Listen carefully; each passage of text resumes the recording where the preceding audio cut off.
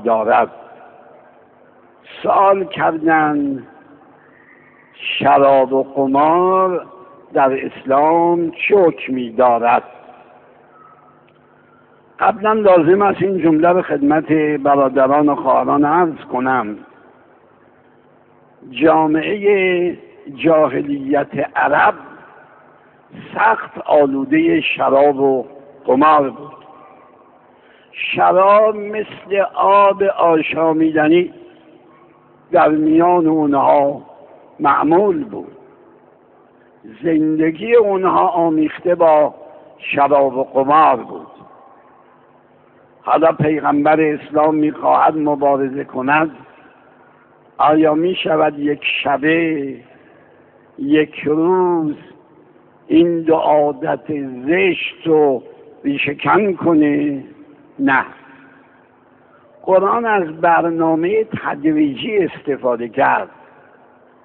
همیشه در مسائل تربیتی اساس همینه. کسی که آلوده مواد مخدر مثلا شده 10 سال آلوده است، بیایم یه روزه بگیم قطع کنیم ازش، نمیشه. کمش میکنیم، کمترش میکنیم، از کمترم کمتر میکنیم، بعد قطعش میکنیم. و الا یه روز قطع کنیم نه عملی است نه نتیجه داره. اسلام هم در آلودگی‌های اجتماعی از این روش استفاده کرد. ببینیم درباره شراب و قمار اسلام چه کرد.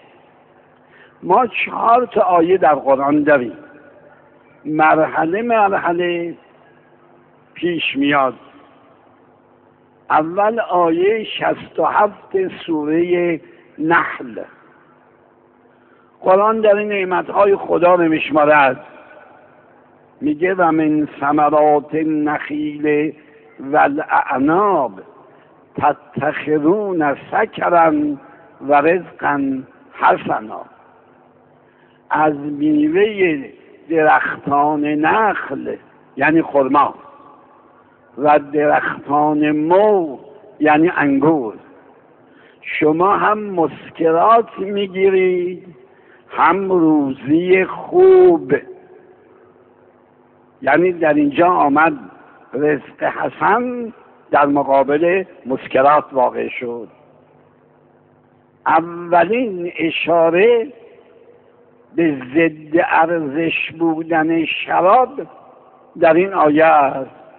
شما گاهی از این 2 نعمت الهی استفاده خوب میکنی، گاهی استفاده بد.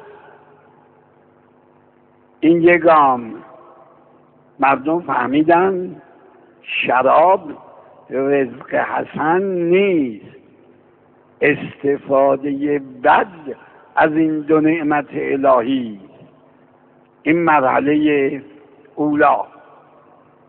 مرحله دوم، خداوند در سوره در یکی دیگر از آیات قرآن، سورهش یادداشت نکردم، اشاره می‌فرماید یا ایها الذین آمنوا لا تقربوا الصلاة وانتم سکاری حتی تعلموا ما تقولون. خطاب به مؤمنانه. ای کسانی که ایمان آورده اید، موقعی که نماز میخونید در حالت مستی نباشید. لا تقربوا الصلاة و انتم سکاری. چرا؟ حتی تعلموا ما تقولون، تا بدونید چی دارید میگید. نماز فقط الفاظ نیست. ذیل آیه درس مهمی به ما میده. وان این است نماز روحش حضور قلبه. تعلموا ما تقولونه. در حالت مستی هم اگر نماز ممنوع است و باطله، برای اینکه نمیدونید دارید چی میگید. خب در اینجا نماز خوندن در حال مستی ممنوع شد. این مرحله دوم، مرحله سوم همین آیه 219 است که موضوع بحث ماست. یسألونک عن الخمر والمیسر، ای پیغمبر از شراب و قمار میان سؤال میکنن، در جواب بگو فیهما اسم کبیر، گناه بزرگی در این شراب و قماره، و منافع للناس، درآمدی هم برای عده‌ای از مردم هست، شراب سازی و شراب فروشی و منافعی رو بردن. ولی در مقایسه سود و زیان اسمهما اکبر من نفعهما، زیانش بیشتر از سودشه. خب در اینجا مرحله سوم محکم‌تر قرآن بیان کرد، منافعی داره، زیانهایی داره، زیانهاش بیشتره، اسم کبیر داره، گناه بزرگ داره، یعنی پرهیز کنی. این سه مرحله. و اما مرحله چهارم سوره مائده، همچین به قول مردم پا رو روی ترمز گذاشتن و محکم فرمان توقف دادن. 2 آیه در سوره مائده هست، دیگه از این محکمتر درباره شراب نمیشه صحبت کرد. یا ایها الذین آمنو، ما از این 2 آیه 10 تا تأکید بر حرمت شراب استفاده کردیم. 10 تا. اول یا ایها الذین آمنو، مخاطب کیه؟ مؤمنانم. یعنی این دستوری است که اهل ایمان باید انجام بدن، اگر انجام ندادن مؤمن نیستن. انما الخمر والمیسر والانصاب والازلام رجس من عمل الشیطان.